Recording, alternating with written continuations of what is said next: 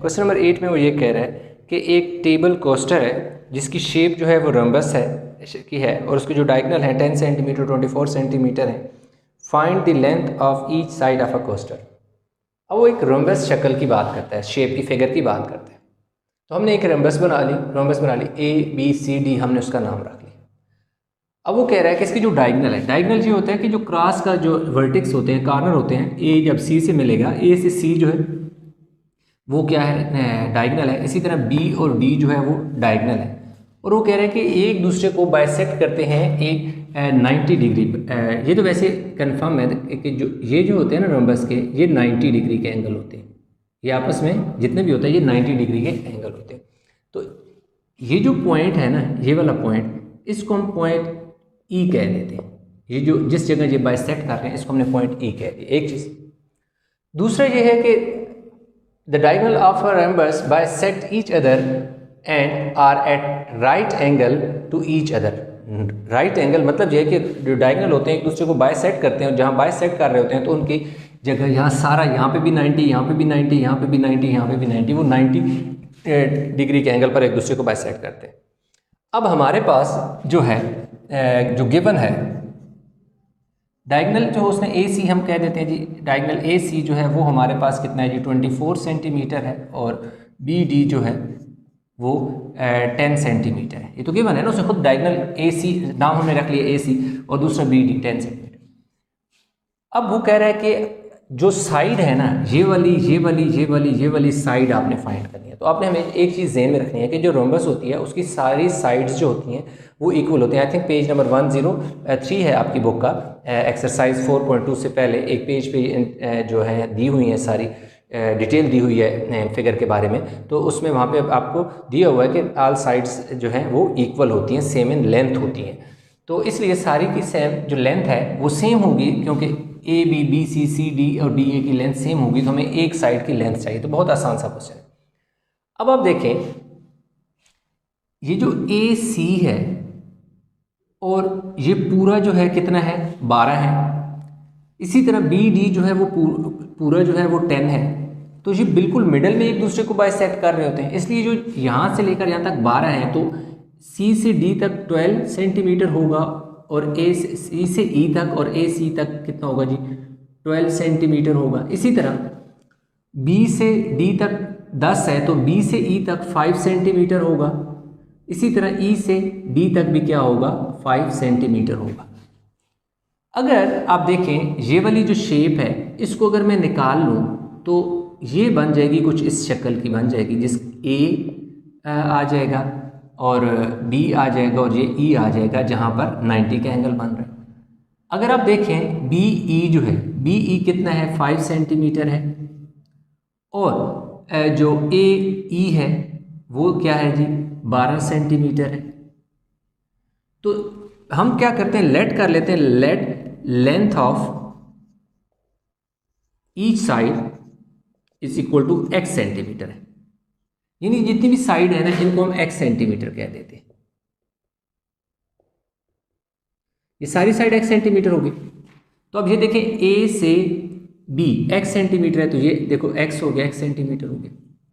तो इस ये हमारे पास राइट एंगल ट्राइंगल आ गई। अब हम लगाएंगे पाइथागोरस थ्योरम।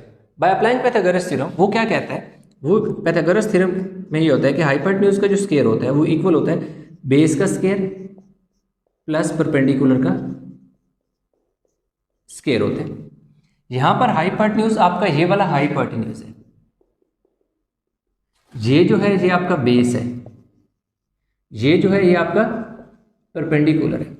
वैल्यू पुट कर देते हैं, x का स्क्वायर आ जाएगा, बेस कितना है जी, देखो बेस हमारे पास 5 है, तो देखो 5 का स्क्वायर आ जाएगा, परपेंडिकुलर कितना 12 है, तो 12 का क्या आ जाएगा स्क्वायर आ जाएगा। ये x स्क्वायर हो गया, 25 हो गया, 144 हो गया, x square is equal to 169। दोनों को ऐड किया, यानी 12 का स्क्वायर का मतलब है 12 टू टाइम है, 12 12 144 एंड 5 का स्क्वायर 5 टू टाइम है, तो 5 5 25। Taking square root on both side जब आप करेंगे तो क्या होगा, स्क्वायर से स्क्वायर रूट कैंसिल, तो x इज इक्वल टू कितना आ जाएगा 13। तो इस तरह length of each side of rhombus is equal to कितना आ जाएगी 13 सेंटीमीटर आप लिख दोगे। Length of each side is equal to 13 centimetre. तो इस तरह उसने कहा था हर एक की लेंथ जो साइड है उसकी लेंथ फाइंड करो। तो हमारे पास क्या आ गई है, लेंथ ऑफ ईच साइड हमारे पास आ गई है। अब हमने करना है जी क्वेश्चन नंबर करना है 9। वीडियो को पास करके बता लें। अभी हम चलते हैं क्वेश्चन नंबर 9 की तरफ।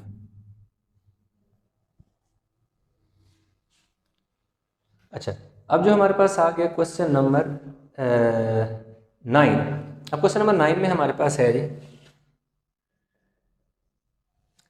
क्वेश्चन नंबर 9 में कहता है two spot light P and Q. Two spotlight P and Q are mounted on a vertical pole AB और फिर कहते हैं जी light beam from P and Q shine to two points on the ground H and K respectively. Given that PQ is equal to 12.7 centimeter and KB is equal to 17.2 meter, PH 39 meter and KQ 21 meter. Find BQ and अच्छा find BQ the height of the. अच्छा देखिए वो statement आपने पढ़ लेनी है, मैं आपको समझा देता हूँ। फिगर में यहाँ पे ड्रा कर लेता हूँ। जो उसने फिगर हमें दे दी है, फिगर उसने कुछ ऐसे दे दी है। एक उसने यहाँ से एक ये वाला देखो ड्रा कर लिया और दूसरा उसने ये देखो ये ड्रा की हुई है।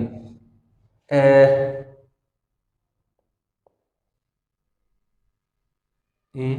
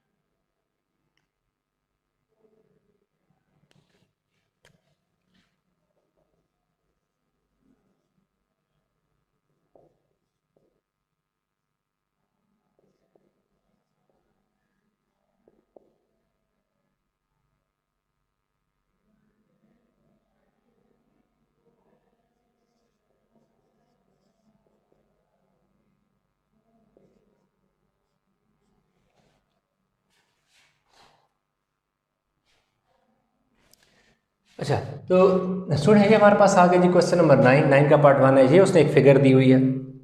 अब इस फिगर में इस क्वेश्चन की स्टेटमेंट में साथ साथ एक्सप्लेन कर लेता हूँ। अब वो कह रहा है two spot lights P and Q। अब उसने ना यहाँ क्या कह दिया, एक P और Q दो स्पॉट लाइट है, are mounted on a vertical pole. कह रहे हैं ये पोल है AP, जैसे AB जो है ना AB एक खंबा है, एक पोल है जिस पर एक लाइट जो है पॉइंट P पर लगाई गई है और एक लाइट कहाँ लगाई गई है, पॉइंट Q पर लगा दी गई है। और कह रहा है light beam from P and Q shine to two points on the ground. कह रहे जो लाइट है ना पॉइंट P और पॉइंट Q से दो पॉइंट पर यानी कि लाइट पड़ रही है। जो P वाली है ना वो H पर पड़ रही है, यानी P जो है लाइट जो है जो टॉर्च आप समझें कि जो कहाँ पर पड़ रही है H पर, और जो Q है वो कहाँ पर है K पर पड़ रही है। Given that P Q is equal to बता रहा है, फिर आगे वैल्यू बता रहा है जो पी क्यू है। कह रहा है पी और क्यू दो लाइट के दरमियान जो डिस्टेंस है वो 12.7 मीटर है। P और Q यानी P और H यानी जो लाइट जिस जगह पड़ रही है, लाइट और उस जगह जहाँ पर वो लाइट पड़ रही है, उन दोनों का जो डिस्टेंस है 39 मीटर है।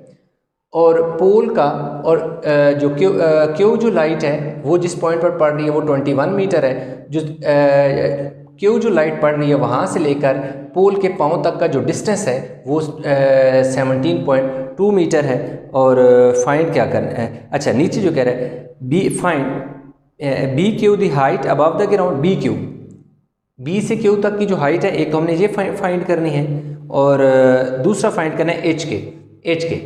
एक तो हमने ये फाइंड करना है कि ज़मीन से क्यू कितनी हाइट पर है, क्योंकि क्यू से पी तक तो उसने हमें बता दिया दैट इज़ 12.7 मीटर, लेकिन कह रहा है बी से क्यू तक कितनी हाइट है, एक चीज़। दूसरा ये कह रहा है कि वो दो पॉइंट जहाँ पर ये लाइट पड़ रही है उन दोनों के दरमियान डिस्टेंस क्या है, यानी कि पी जिस जगह पड़ रही है दैट इज़ एच और क्यू जहाँ पड़ रहा है दैट इज़ के।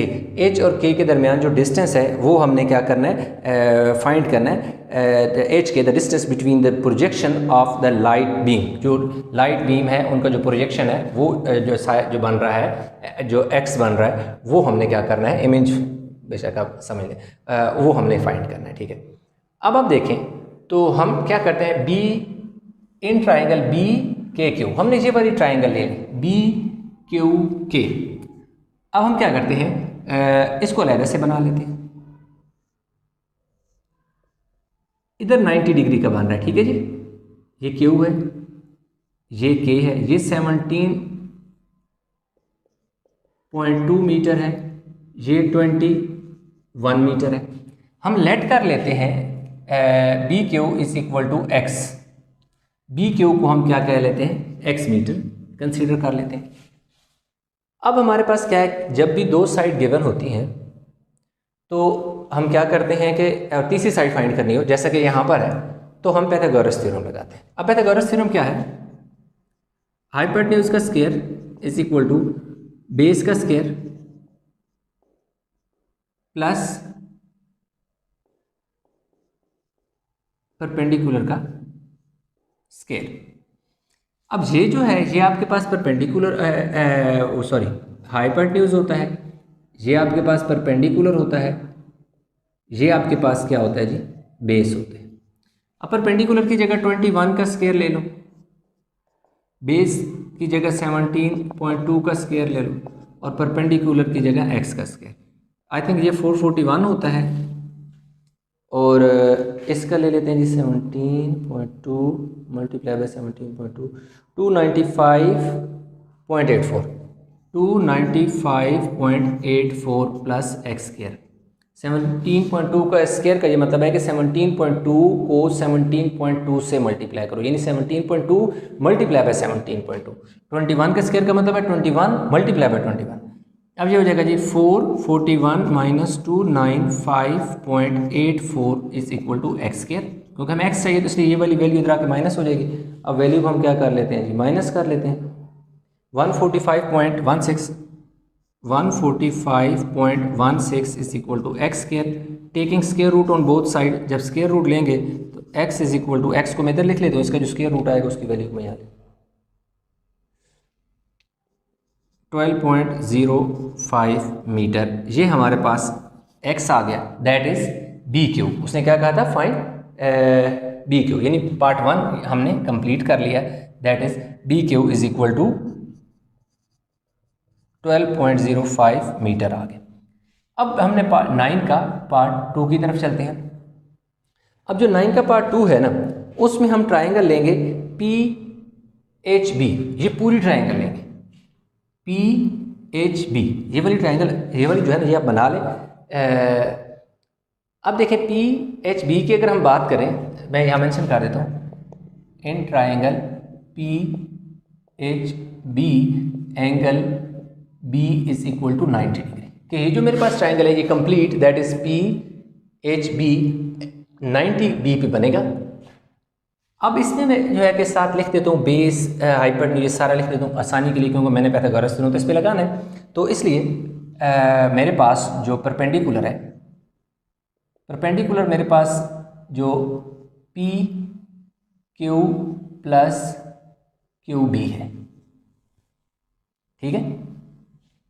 अब परपेंडिकुलर जो मेरे पास है परपेंडिकुलर पी क्यू मेरे पास कितना है जी 12.7 मीटर है और क्यू बी मैंने अभी फाइंड किया दैट इज 12.05 है 12.05 इधर मैं लिख देता हूँ 12.05 मीटर ये आ जाएगा। अब देखो इन दोनों को हम ऐड करते हैं 12.7 मल्टीप्लाई बाई 12.05 24.75 मीटर मेरे पास क्या आ गया जी परपेंडिकुलर या आप उसे कहें जी पी बी आप पी बी भी कह सकते हैं पी बी साथ में मेंशन कर देता हूँ। उसके बाद बेस जो हाइपोटेन्यूज का मैं लिखता हूँ जी हाइपोटेन्यूज मेरे पास 39 मीटर है दैट इज पी बी यानी कि हाइपोटेन्यूज मैं साथ मेंशन कर देता हूँ पी बी जो कि मेरे पास हाइपोटेन्यूज है और ये 39 मीटर है। फिर मेरे पास आ जाता है जी बेस। अब बेस की अगर मैं बात करूँ दैट इज एच बी ये पूरा बेस है वो किसकी इक्वल है H K plus K B ठीक है एच के और के बी ये पूरा मेरे पास क्या है बेस है।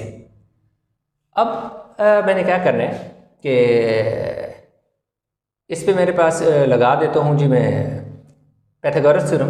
वो क्या है जी हाइपोटेन्यूज का square is equal to base का स्क्वायर प्लस परपेंडिकुलर का स्क्वायर। हाइपोटेन्यूज मेरे पास कितना है जी 39 है 39 का देखो जी स्क्वायर है। दूसरा मेरे पास क्या आ जाएगा जी बेस मेरे पास क्या है जी बेस मेरे पास क्या एच बी है देखो एच बी तो मैं एच बी का स्क्वायर प्लस परपेंडिकुलर मेरे पास कितना है जी परपेंडिकुलर मेरे पास कितना है जी वेयर इज परपेंडिकुलर 24.75। अब देखें हाइपोटेन्यूज ये वाली साइड है ये वाली पी एच जो कि 39 है मैंने 39 लिख दिया इक्वल का साइन इस तरह बेस ये एच से लेकर बी तक ये सारा बेस है ना तो बेस मेरे पास एच बी है that is base H B मैंने एच बी लिख दिया प्लस ये क्यों मैंने लिखा है ये मैं आपको बाद में बताऊंगा कि ये मैं क्यों लिखा है लास्ट में इंशाल्लाह आपको ये रीज़न पता चलेगी कि ये इसको मैंने ऐसा क्यों लिखा और यहाँ पुट क्यों नहीं किया। प्लस परपेंडिकुलर मेरे पास क्या है पी बी है देखो पी बी पी क्यू और क्यू बी है जिसको मैंने पहले पी क्यू और क्यू बी को ऐड किया तो मेरे पास 24.75 है। अब मेरे पास आ जाता है जी इसका स्क्वायर 1521 आ जाएगा 1521 इज इक्वल टू यानी इसका मेरे पास 1521 आ जाएगा। और दूसरा मेरे पास है जी 24.75 612.56 प्लस बल्कि पहले H B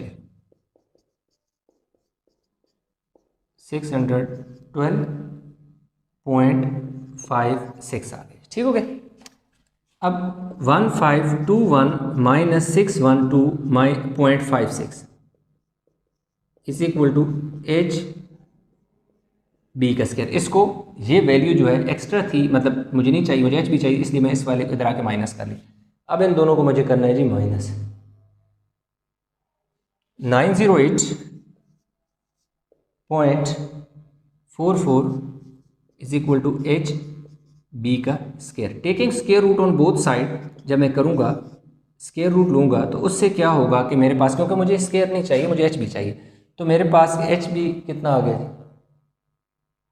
30.14 is equal to H. अब देखिए एच बी मेरे पास 30.14 आया मुझे एच बी नहीं चाहिए एच बी तो ये पूरी है पूरी साइड है जिसमें इस 30.14 में 17.2 ऐड हुआ है 17.2 इज अ पार्ट ऑफ 30.14 इसलिए मुझे जब एच बी नहीं चाहिए मुझे एच के चाहिए। तो जब मेरे पास एच बी पूरा आ गया है और इसका ये वाला जो एक्स्ट्रा पोर्शन है जो मुझे नहीं चाहिए नहीं रिक्वायर्ड उसकी वैल्यू भी गिवन है तो जब मैं एच बी पूरे में से ये के बी माइनस करूंगा तो मेरे पास क्या आ जाएगा एच के आ जाएगा। अब बेशक ये वाला उतार लें क्योंकि मैं यहाँ पर जो रिमेनिंग पार्ट है यहाँ करने लगूँ ऐसा करता हूँ मैं यहाँ लिख लेता बस थोड़ा सा ये तो है मतलब छोटा पार्ट है। अब मुझे क्या फाइंड करना है जी देखिए एच और के फाइंड करना है। जब एच के मुझे फाइंड करना है तो ये जो एच बी, जैसे मैंने यहाँ लिखा था एच बी, क्या मैं दोबारा ये लिख लेता हूँ कि एच बी मेरे पास पूरा पहले मैं लिख लेता हूँ, H B is equal to H K plus K B. H B क्या है, पूरी साइड है, उसमें ये जो पूरी साइड है उसमें एच के उसका एक हिस्सा है और दूसरा हिस्सा के बी है। एच बी मेरे पास अभी मैंने फाइंड किया, that is 30.14 is equal to H K, तो मैंने फाइंड करना है तो एच के को मैं ऐसे ही लिख देता हूँ। के बी मेरे पास कितना है जी, 17.2 आ गया। अब इस वाली वैल्यू को मैं जब इधर लाऊंगा तो इधर आके ये वैल्यू इसने क्या हो जाना है, माइनस, क्योंकि उधर प्लस है तो इधर आके माइनस हो जाना है एच के। अब इन दोनों वैल्यू को 30.14 minus 17.2 12.94 metre is equal to H K. तो मैं तरतीब से लिख लेता हूँ, एच के को मैं पहले लिख लेता हूँ 12.94 मीटर, 12.94 मीटर जो है मेरे पास क्या आ जाएगा, एच के आ जाएगा। तो देखिए जी मेरे पास पार्ट 2 जो मैं एच के फाइंड करना था वो भी कर लिया। पार्ट 1 में मुझे फाइंड करना था बी क्यू भी फाइंड के लिए, दैट इज़ 12.05 मीटर। तो इस तरह मेरे पास जो क्वेश्चन नंबर 9 था उसको मैंने कंप्लीट कर लिया।